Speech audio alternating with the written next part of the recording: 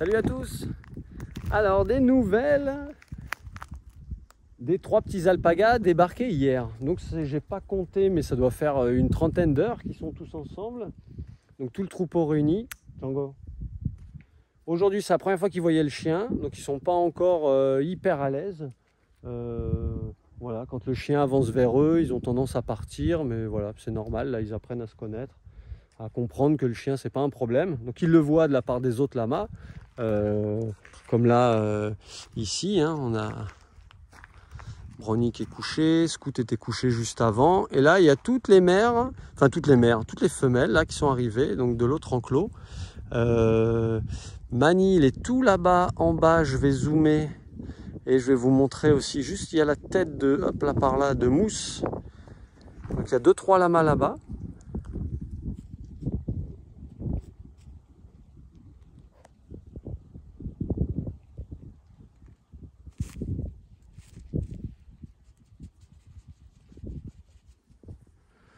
Voilà.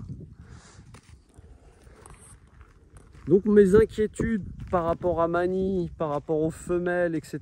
se sont bien dissipées, clairement.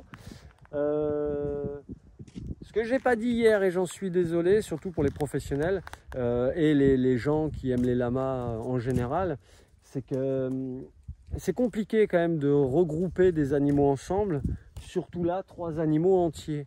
L'avantage, c'est que ces 3 alpagas viennent du même élevage, sont nés la même année. Donc c'est pour ça qu'il y a 3 mâles entiers et qu'il n'y a pas vraiment de bagarre entre eux, que tout est cool. Donc hier, vous avez pu voir sur la vidéo que j'ai faite, là, les 20 premières minutes, vraiment, j'ai tout filmé dans les conditions du direct, quoi. Il y a eu des tentatives de saillie, ils sont montés un peu dessus, tout ça. Mais aujourd'hui, j'ai rien vu. Et hier après-midi, c'était beaucoup plus cool aussi. Voilà, ça a duré le temps de la vidéo, quoi, globalement. Et après, ça s'est fini. Mais l'inquiétude que j'avais par rapport à Mani, bah, c'est complètement disparu. Mani, il est tout là-bas au bout, tranquille, il fait sa vie. Il était aussi avec nous à l'abri aujourd'hui en train de manger, donc avec les autres qui étaient pas loin. Voilà, pas de souci. Donc fidèle à lui-même, à son comportement habituel. Eux, voilà, pareil. Pour l'instant, ils restent ici. Je les ai pas vus partir en garrigue avec les mâles aujourd'hui, enfin avec les lamas. Mais ça roule. Et concernant donc ma deuxième inquiétude, c'était par rapport au fait qu'il y ait des femelles en face. Est-ce que ça n'allait pas les déclencher eux, des bagarres ou ce genre de choses? Et ben non plus, ça visiblement c'est cool, quoi. Donc jusqu'à aujourd'hui, quoi, pour l'instant. Donc on va voir. Mais voilà, comme souvent, tout le monde vit ensemble, tranquille. Ça c'est plutôt cool. Voici Brownie là qui rumine. Les femelles, elles sont parties finir ce qu'elles avaient à manger là-haut et tout va bien. Donc on peut voir là 2 grands lamas noirs, Chakan et Chacobo.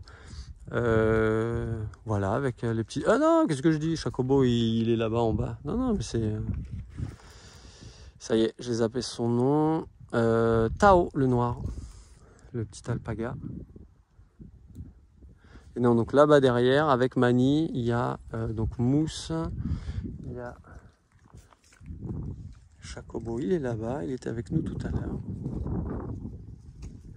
Ben voilà, chacun fait sa vie tranquille, quand même les uns avec les autres, alors que Chakan, c'est un de ceux qui s'était fait embêter hier un peu, qui a mis 2-3 coups de patte, pas méchamment, voilà, et puis ça s'est arrêté très vite, quoi.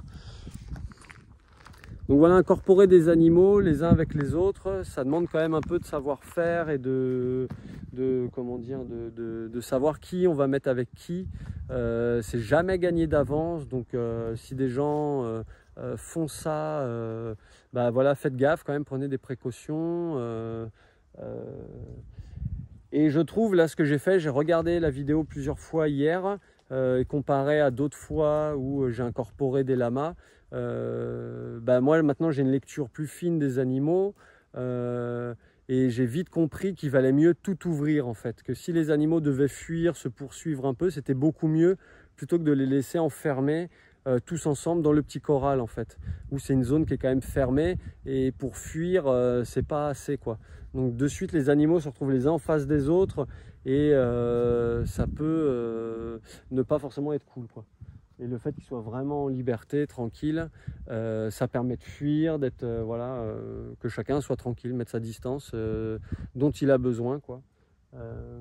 Mais voilà, c'est franchement pas gagné, même mettre des mâles, voilà, alpaga avec un mâle lama entier, ça non plus, c'était clairement pas gagné. Donc voilà, c'est des genres de choses que je vais pas conseiller aux gens de faire, mais moi j'ai pris un risque, hein, je le répète, hein, je l'ai dit dans la vidéo hier, mais avec le propriétaire, on avait mis en place voilà, un délai de jusqu'à 15 jours pour moi, je puisse voilà, faire marche arrière aussi si ça n'allait pas, quoi. L'idée, c'est que tout le monde soit bien. Là, on peut voir Brony et Django qui jouent ensemble.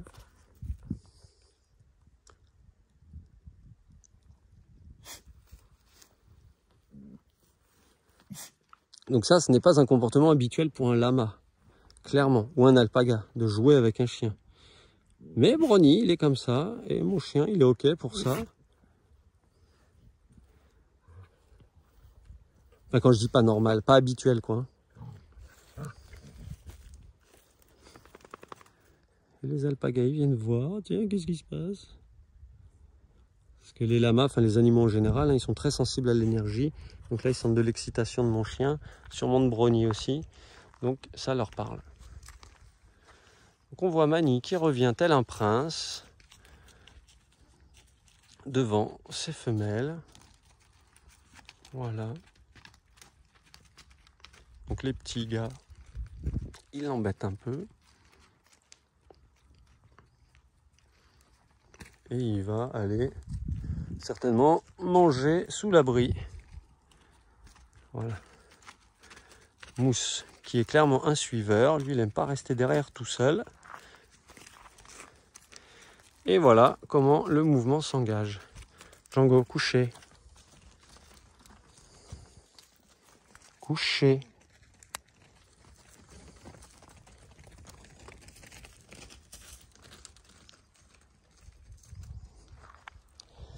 Petite cavalcade d'alpaga. Et ça, c'est très bon signe. Le troupeau... Et Django! Le troupeau s'est mis en mouvement. Donc le troupeau de lamas. Les alpagas ont suivi. C'est un super signe. Ce qui veut dire qu'un peu là dans leur tête, ils font partie du troupeau, quoi. Donc ça, c'était aussi une demi-inquiétude, quoi. Dans l'idéal, je préfère qu'ils fassent un troupeau solidaire tous ensemble, mais il y avait une éventualité que eux trois, ils soient un peu à l'écart. Mais là, visiblement, eh ben, c'est comme s'ils faisaient partie du troupeau, quoi. Donc ça, c'est plutôt cool. Django, assis. Assis. Ah, bon, il veut pas le chien, donc c'est très bien. Il comprend qu'il doit mettre de la distance. J'aurais voulu qu'il s'assoie pour qu'il soit calme et potentiellement qu'il se fasse sentir. Mais je pense que le chien, là, il n'était pas à l'aise pour être assis. Voilà. Moi, je ne l'ai pas éduqué à troupoter depuis 9 ans que je l'ai, qu'il est avec moi. Voilà, j'ai jamais vraiment fait du troupeau avec lui et j'ai plutôt essayé qu'il reste calme avec les animaux.